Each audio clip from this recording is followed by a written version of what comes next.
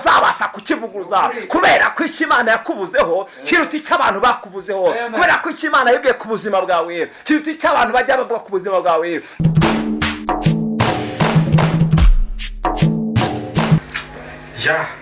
twongeye kuba ikaze bakunzi ba Impano y'Ubuzima TV, kugira ngo ni impano y'ubuzima kuko tugerageza gushakisha impano twabahera ubuzima bwanyu. Abantu batanga impano zitandukanye, hari abafata imodoka bakaziha abantu nk'impano, ababahaye inzu, ariko twebwe tugerageza gushaka impano twaha ubuzima bwanyu kugira ngo ubuzima bwanyu bubashe kwakira impano yabasha kuba yabugira akamaro ya mu bitekerezo. Ngira ngo kuri uyu munsi rero twagiye tuganira n'abantu benshi batandukanye. Ngira ngo uyu muntu muri imbere ya kamera ntabwo ari ubwa mbere tuganiriye, muganga Jonathan, umukozi w'Imana.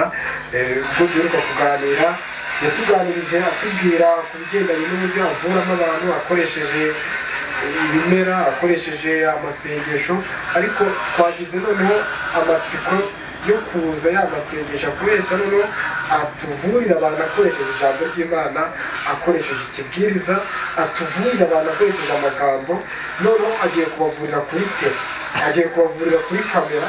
Wowe rero ufite ikibazo cy'uburwayi, egera, ntuze gufunga cyangwa ntuze gukupa utavuwe, kuko ngira ngo muganga Jonathan agiye kutuvura akoresheje ijambo ry'Imana. Ntizigire mu magambo rero, niba utabakora subscribe uyikore, umwanya wose usigaye ngiye kuba muganga Jonathan, ngende ndongera kugaruka nje kubasezera. Agira ngo Jonathan, uyu mwanya n'uwawe, gira icyo usangiza abakunzi bacu, ugire uburyo ubavuramo, ugire uburyo ubaganiriza, ubabwiriza, buri kimwe cyose ubasengera, ukore buri kimwe cyose.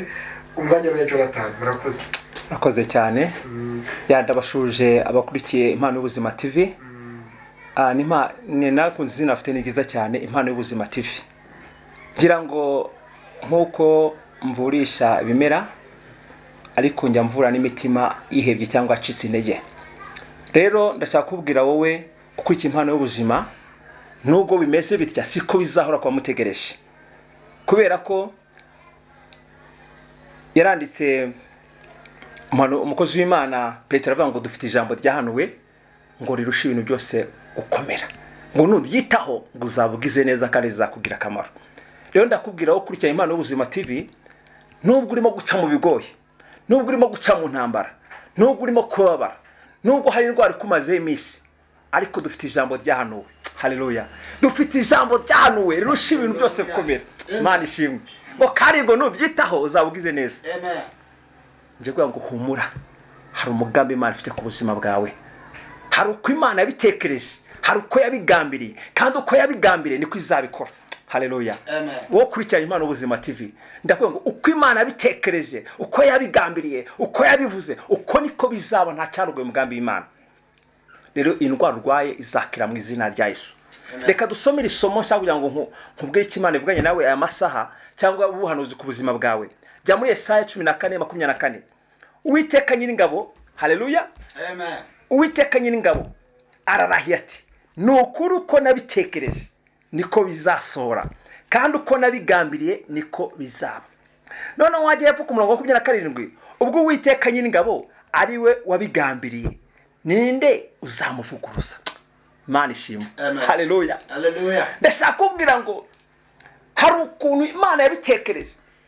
Hanga Yesaya, hari ukuntu Abafilisiya, hari ukuntu bari baribwiye n'Abashuri, baribwira ngo buriya bwoko ngo tuzabuvunaguza, buriya bwoko tuzabuza amahoro, buriya bwoko ntacyo buzagiraho. Ndashaka kubwira ngo hari ukuntu abarozi bibwiye ku buzima bwawe, hari ukuntu abarozi batekereje kutazabaho, hari ibyaguhagurukiye wowe utazubona ubikwituraho. Ako ndashaka kubwira ngo hari uko Imana yabitekereje. Imana ishimwe. Imana ishimwe. Amen. Uwiteka arangije abwira Abayuda, arabwira ngo nukuri ndarahiye uko nabitekereje. Haleluya. Uko nabitekereje uko niko bizaba, kandi uko nabigambiriye uko niko bizaba. Imana ishimwe. Amen.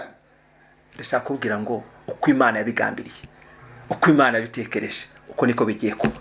Ntabwo uzapfa, uzarama. Iyo ndwara ntabwo rero kwica, ubwo buzima urimo ntabwo ari kubizara kwa mutegereje. Mama urarwaye ariko uzakira mu izina rya Yesu. Haleluya. Papa urarwaye ariko uzakira mu izina rya Yesu. Ushobora kubona byaranze ariko umugambi w'Imana bigiye kwemera. Amen. Kuko Imana izi ibyo yibwira ku buzima bwacu. izi byo yibwira izatubwira ngo ni byiza ntabwo ari bibi. Hari icyo Imana yibwe ku buzima bwawe nubwo ubonye uciye mu bikomeye. Twabonye Yozefu aca mu bikomeye, Imana yaje iramwiyereka. Haleluya. Twabonye abayuda umunsi umwe Hamani ategura kubarimbura bose, ariko Imana irangije iribwira ngo ntabwo ari kubizagenda. Umunsi wo kubarimbura irangije Imana ivuga ngo birahinduka. Haleluya. Oya ngo birahinduka. Bijya bihinduka. Rero ibyo wabonaga nk'umusozi imbere yawe, vuga ngo bigiye guca bugufiya kubera umugambi w'Imana. Haleluya. Haleluya. Kubera umugambi w'Imana hari ibintu bigiye guca bugufiya kubera umugambi w'Imana igufiteho. Hari ibintu bigiye guca bugufi bigiye guhinduka kubera icyo Imana yagutekerejeho, kubera ko yatekereje yuko iyo ndwara atari yo kukwica. Hari ukuntu Yesu yabwiye intumwa ze ngo tujye kureba umuvandimwe Lazaro asinziriye. Haleluya. Kubera ko Imana Yesu yarazi neza ko nubwo abantu babona ko yapfuye, ko Lazaro ariho, nubwo abantu babona ntacyo ufite, nubwo abantu babona ko ntacyo kikunyuramo, nubwo babona ko ntacyo ushoboye, ariko ku Mana byose urabishoboye. Haleluya. Nakubwira ngo uko Imana yabitekereje niko bizaba. Uwo musozi warebaga imbere yawe, Imana ije kuwukuraho. Haleluya. Ibyo wabonaga nk'ibibazo imbere yawe, Imana ije gutanga igisubizo. Ubwo Uwiteka Nyiringabo, haleluya, ariyo wabigambiriye, ninde uzavuguruza ukuboko kwe? Nta muntu uzavuguruza icyo Imana yakuvuzeho.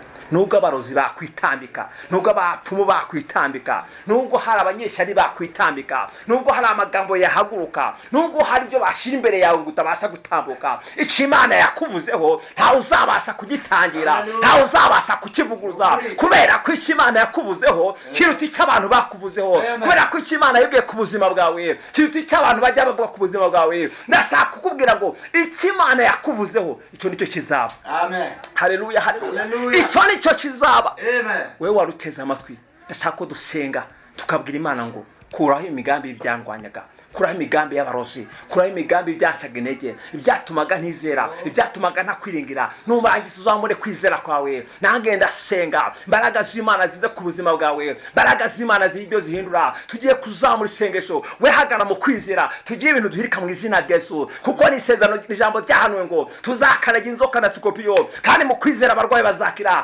Reka hagire uburwayi bukira ku buzima bwawe, reka hagire ibintu imisozi kuva ku buzima bwawe, kuko Imana iri mu ruhande rwawe. Data mu izina rya Yesu Kristo wa Nazareti, Imana ifite imbaraga, ifite ubushobozi n'ubutware, Imana ifite gukora imigambi yose y'abagome n'abagabanya, abanyeshyari, abatongereze n'abawuhereze. Reka ugire ibintu ukura ku buzima bwacu, reka ugire imigambi uhagarika, ritayarabosarabo, reka ugire imigambi utesha agaciro mu izina rya Yesu Kristo. Mana ndasengeye buri wese wari wihebye, wari ucitse intege, buri wese wari urwaye udafite ibyiringiro, reka kira mu izina rya Yesu. Reka imbaraga zikiza, reka zimanukire ku buzima bwiwe, reka imbaraga zikiza zigere mu rugo rwiwe, zibashe kumuhindura amateka mu izina rya Yesu Kristo wa Nazareti. Ratakayarabo mu izina rya Yesu. Mana ushobora byose. Haleluya. Haleluya. Kandi ndakwiringiye ko hari ibyo wakoze mu gihe cyashize, hari n'ibindi byo gukora mu izina rya Yesu. Reka ugire ibyo ukora buri wese waruteze amatwi, reka ugire amateka y'undi buri wese waruteze amatwi, kandi icyo wamugambiriyeho reka ko kizasora, reka ariko kizaba. Nanjye nibyo natuye ku buzima bwabo, ni mu izina rya Yesu Kristo wa Nazareti. Amen. Imana y'amahoro ibeze, kandi mwe n'ubugingo bwanyu birarindwe bitazaba umugayo, nibyo mbasabiye mu izina rya Yesu. Amen. Murakoze cyane. Yes.